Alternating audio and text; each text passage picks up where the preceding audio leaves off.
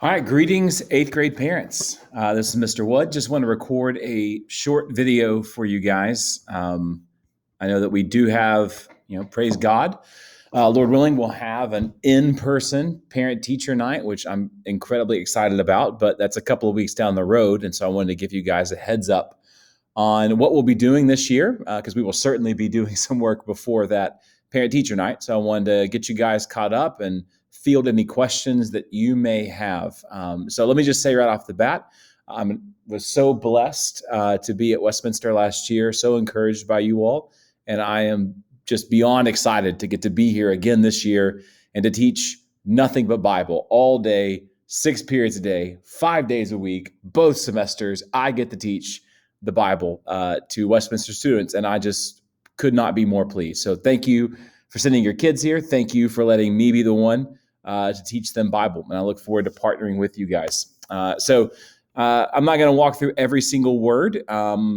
You guys will likely get this in your email. Your students will bring this home on the first day, so you guys can take a look as we go through. Just a couple of things I want to highlight. First and foremost, textbook and primary sources. It says an ESV Bible, and it says provided in class. So I will be giving your students homework basically every night, and their homework will be to read the Bible. And we'll go over that in just a moment, but just know that I'll be printing out the chapters they're supposed to read and giving that to them every single evening. We'll also be doing some reading in class. And Mr. Rode has purchased for us a very nice set of ESV Bibles to use in class. So I know it sounds ironic, but they do not need to bring their own personal Bible to class ever. Now, if they have their own ESV Bible and they want to bring it, they're more than welcome to, but they don't need to bring an ESV Bible to school. If I want them to be reading out of the Bible itself, we'll be using the classroom set, and I'll be sending them home with printed out homework. So I want to just make mention of that. I'll let you guys look over the course goals, course description, decorum, and expectations. Just a couple of things. One, this really is the big goal. That's why it's first, right? We want to magnify the worth of God in a more meaningful and personal way by treasuring him in their hearts and in my heart above all else. My goal is to show the beauty, the supremacy, the gloriousness of Jesus Christ. And I'm going to use prayer and the Spirit and the Word and your help just to do nothing but that. That is the goal for this year. So required materials down here, ESV Bible, like I've mentioned, will be provided for them here in class. They'll be given a Bible notebook, and I'm going to go over on the very first day exactly how that Bible notebook is to be organized. Just very briefly for you, the very first thing that should be inside their Bible notebook, will be their memory verses that we'll be memorizing this year, and I'll get to that in just a moment. Then there needs to be a divider. The next section will be whatever current packet of notes that we're going through. We'll always be going through some notes on a different book of the Bible or a different topic, then another divider.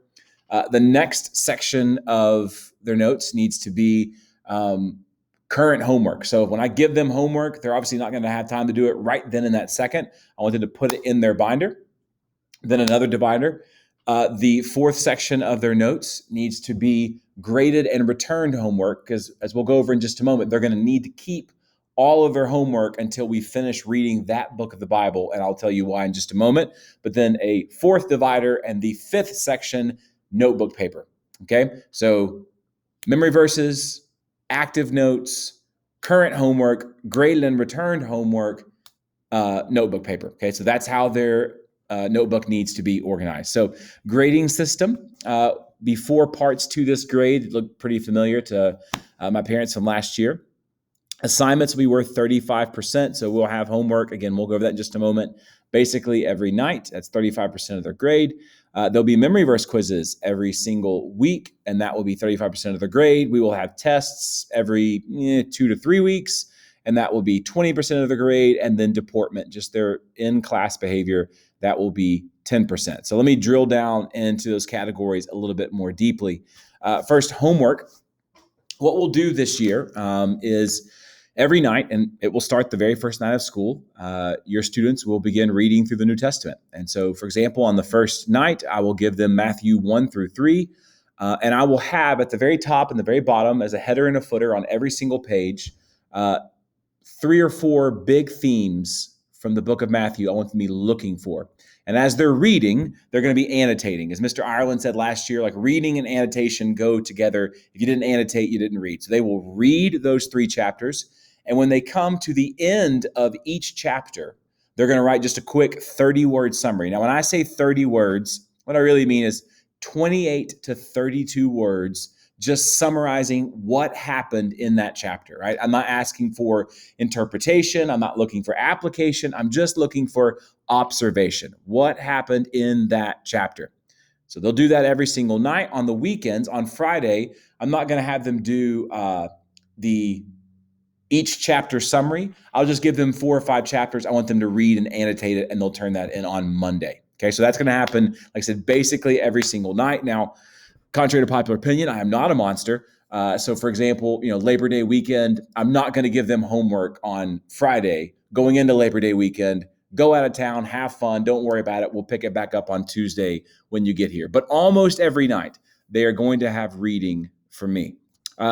There are some weekly homework. So this is something I'm trying this out this year. I hope this is going to go great. It could also crash and burn, but we'll see.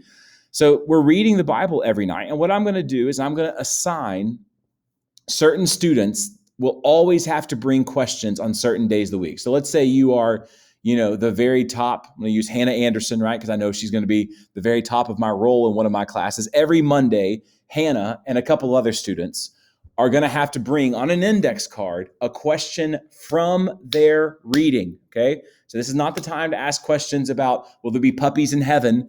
This is the time to ask, hey, Mr. Wood, I read in Matthew 7 that it says, do not judge. What does that mean? Or I read in Matthew 6 how we're not supposed to pray in public. So does that mean my pastor's sinning when he prays at church?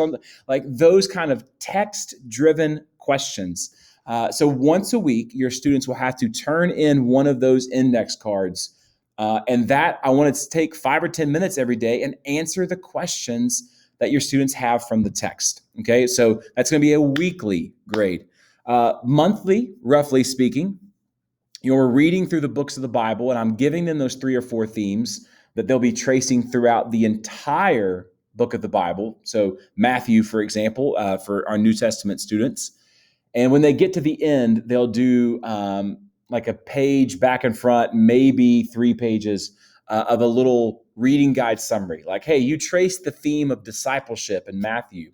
Write a 30-word summary of what it means to be a disciple of Jesus based on the Gospel of Matthew. So that kind of thing will happen, every 10 to 12 school days, right? So not probably a little more frequently than one a month. It might be a month where there's 2 of these due, but basically monthly. Now, a couple of notes about homework, unless otherwise noted. It should all be done in its entirety and without the help of a classmate or the internet. Okay, so I don't want to know what John Piper says about Matthew 1. I want to know what your student said happened in Matthew 1. Late homework policy, very similar. In fact, copied and pasted from last semester. If you turn it in without a name, it's as if you didn't turn it in at all. I don't throw it away. I'll put it over on the bookshelf where our homework trays are, and I'll just leave it there. And your student can come in the next day after you get the email saying their homework is missing and they insist that they turn it in, that you can say to them, well, I guess you didn't put your name on it.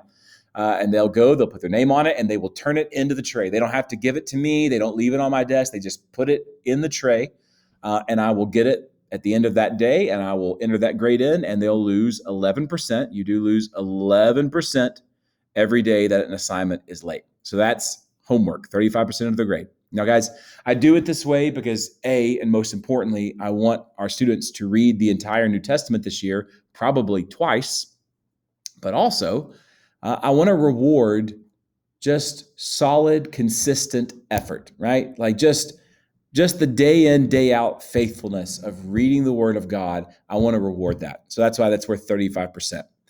Next, weekly memory verse quizzes.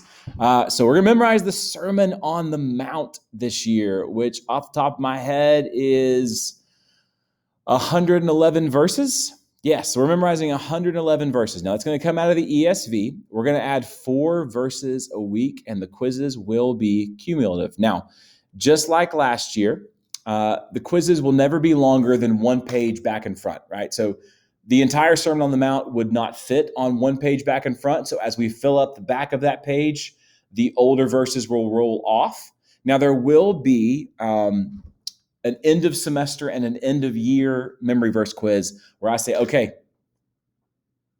whole thing, everything we've memorized so far, right? So we won't have memorized the entire thing by the end of first semester. We'll be about 60, 70% of the way through, but we will have memorized the whole thing, Lord willing, by the end of the year. And so by the end of the year, the last memory verse quiz of the year will be the entire Sermon on the Mount. It will be every other word will be left blank. And again, it looks exactly like the quizzes did last year. Now, this year, memory verse quizzes will take place on Wednesdays, just to kind of break up, 2 days of hearing me talk.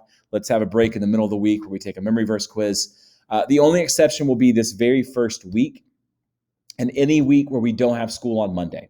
If we don't have school on Monday, I will bump the quiz to Thursday just to give them that one extra day. But then the next week will be on Wednesday, so they'll only have 6 days between. So vast majority of the time, the quizzes are going to be on Wednesday.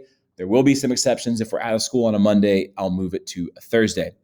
So tests. As you can see down here, we're going to go through 7 units. And inside each of those units are shorter lessons. Now, when I say lesson, I don't mean one day. God's big picture, for example, that's going to be about 2 weeks. Okay, the first 2 weeks of school, that's what we'll be going over. But these individual lessons make up this one unit. Okay, so when we get to the end of a lesson, we'll take a short, and I'm talking like 15 to 20 questions short assessment. And we'll do that for each one of these smaller lessons. And then when we get to the end of a unit, then we'll take a longer, more weighty assessment. Okay. And I'll obviously walk through your students, give you guys plenty of heads up on what those are going to look like and when those are going to happen. Deportment, 3 big things: be on time, be prepared, obey the rules. And the rules, and I don't have them typed up here for you, the rules are basically don't put your head down, right? So don't be asleep, and don't talk when you're not supposed to be talking. There are going to be lots of times this semester when your student should be talking, but there are going to be many more times when they should not be talking. And if they don't talk, if they're talking when they're not supposed to be, then they're going to lose their grade for that day. I will enter 1 behavior grade. So if on Monday your student's perfect, Tuesday they didn't bring their notebook, they're going to lose their points for that day. But Wednesday, Thursday, Friday, they're great. Then they'll get a 20 out of 25 on their behavior grade. And that's worth 10%. So it's not enough to fail your student if they just can't remember to bring their notebook to class, but it will, over time, probably drop them a letter grade. So just want to teach your students to be prepared, to be just ready to engage from the moment the bell rings. With the moment the bell rings, we will be getting after it, okay? I look forward to hearing from you guys. I look forward to praying for you guys, and I just covet your prayers for me. I'll tell you right now, one great thing that I would love for your prayers, and I'm just going to pull this up just so I can kind of just illustrate what I'm saying. I always tell people and ask how they can pray for me. 1 Thessalonians 5:14. It says, "And we urge you, brothers, admonish the idle, encourage the faint-hearted, help the weak, be patient with them all." And so I would ask you to pray for me in particular in 2 ways this year. One, that God would grant me wisdom to know which one of these your student is every day. Some days your kids are going to need to be admonished, and I know you know that. But other days they're just discouraged, and they don't need Mr. Wood, getting on them. They need Mr. Wood right next to them, encouraging them. And sometimes your students just need help. Okay. But I don't know who's who. And so I need the Spirit of God to give me wisdom to know who is who. And I need the Spirit of God to help me be patient with them all. Not just the weak or the faint-hearted, even the idle, right? Even they need patience. And so I would love for you to pray for me in that regard.